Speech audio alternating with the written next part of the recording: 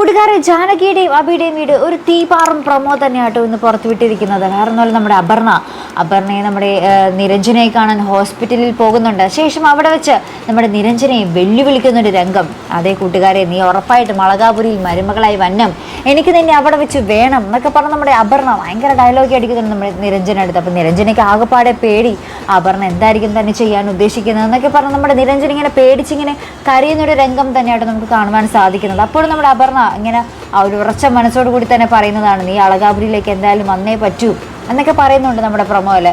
അതിനുശേഷം നമ്മുടെ അളകാപുരിയിലേക്ക് കാലെടുത്ത് വെക്കുന്ന നമ്മുടെ അപർണയാട്ടോ കാണുവാൻ സാധിക്കുന്നത്. അപർണയും അമലും ഇങ്ങനെ അപർണയ്ക്ക് നിലവിളൊക്കെ കൊടുത്ത് ഇങ്ങനെ കാലെടുത്ത് വെക്കുമ്പോൾ നമ്മുടെ ജാനകി ആയിരിക്കും ഇങ്ങനെ ആരതി ഒഴിയുന്നത്. അപ്പം നമ്മുടെ അപർണ പറയുന്നുണ്ട്, ഏടത്തിയല്ല അമ്മയാണ് ആരതി ഒഴിയേണ്ടത് എന്ന് പറയുന്നുണ്ട്. അവിടെ തന്നെ തുടങ്ങി നമ്മുടെ അപർണയുടെ ആ ഒരു ജാനകിയുമായിട്ടുള്ള ഒരു തുറന്ന യുദ്ധം. അതെ പ്രേക്ഷകർ, അപ്പം നമ്മുടെ ജാനകി അത് അത്ര വലിയ കാര്യമായിട്ട് എടുക്കുന്നില്ല. ജാനകി അപ്പം തന്നെ അമ്മയുടെ അടുത്ത് കൊടുക്കുന്നുണ്ട്. ശേഷം ആരതിയൊക്കെ ഒഴിഞ്ഞ് മറ്റേ എന്താ പറയുക, അളകാപുരിയിലേക്ക് കാലെടുത്ത് വെക്കുന്ന ദൃശ്യം കേട്ടോ. അപ്പോൾ വലത് കാലെടുത്ത് വെച്ചിട്ട് അപർണ ഇങ്ങനെ അത് മാറ്റി വെക്കുന്നൊരു രംഗം തന്നെയാട്ടോ നമുക്ക് പ്രൊമോയ്ക്ക് ഒടുവിൽ കാണുവാൻ സാധിക്കുന്നത്.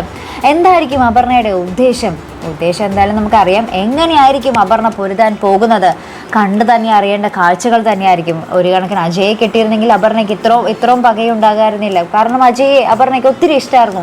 ഇപ്പോൾ എന്താ പറയുക, ജീവിതത്തിൽ ഏറ്റവും വെറുത്തിരുന്നൊരു പയ്യനെയാണ്, ഒരു ചെറുക്കനെയാണ് നമ്മുടെ അപർണയ്ക്ക് കെട്ടേണ്ടി വന്നതും. അപ്പം തൻ്റെ ജീവിതം ആകെപ്പാടെ എന്താ പറയുക തല്ലി തകർന്നു പോയതിൻ്റെ ആ ഒരു പക എല്ലാം കൂടിയാണ് നമ്മുടെ അളകാപുരിയിൽ ഇനി കത്തിക്കരിക്കാൻ പോകുന്നത് ആൾക്കാരെയൊക്കെ. എന്തായാലും നമുക്ക് കാത്തിരിക്കാം. അപ്പോൾ ഇതുപോലുള്ള പ്രൊമോ റിവ്യൂസിനും എപ്പിസോഡ് റിവ്യൂസിനും ഒക്കെ നിങ്ങൾ മറക്കാതെ ചാനൽ സബ്സ്ക്രൈബ് ചെയ്യുക. അടുത്തൊരു വീഡിയോയുമായി വരുന്നത് വരയ്ക്കും ഗുഡ് ബൈ.